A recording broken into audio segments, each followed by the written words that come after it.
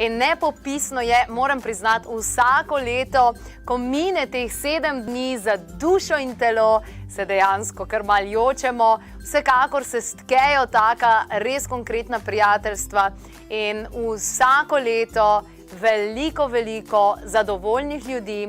naredi nov začetek svojega življenja, obrnejo novo poglavje, naredijo en rez in začnejo neko drugačno življenje z drugačnimi nazori, z drugačnimi izkušnji, z drugačnimi pogledi na to, kaj se jim je dogajalo v preteklosti v življenju, kot da bi rekla, da pridejo nazaj z malce bolj pozdravljeno dušo in seveda načrtom, kako bodo pozdravili tudi svoje telo, saj imamo veliko takih in drugačnih delavnic, ki govorijo o dolgoživosti, o vitalnosti, o naravnem pomlajevanju, v povezavi z ajurvedo, v povezavi s tradicionalno kitajsko medicino, v povezavo s kvantnimi pristopi in biohackingom, torej s tem, na kakšen način se dejansko postavlja telo. In letos bo vsekakor poslastica ravno ta biohacking, kako lahko torej v kratkem času, za nekaj minutami na dan, svoje telo dejansko spravimo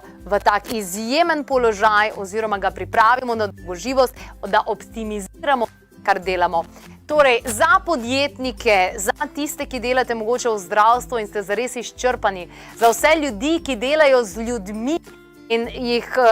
lahko to izčrpa, vemo, da čustvenih vampirjev je kar precej. Skratka, vsi taki nasveti, tam smo res naučili delati s tem, videti, kako odreagiramo, skozi vse te meditacije, skratka, popolno prenovljen program tudi vsako leto na Ižu in tudi letos bo zelo drugačen.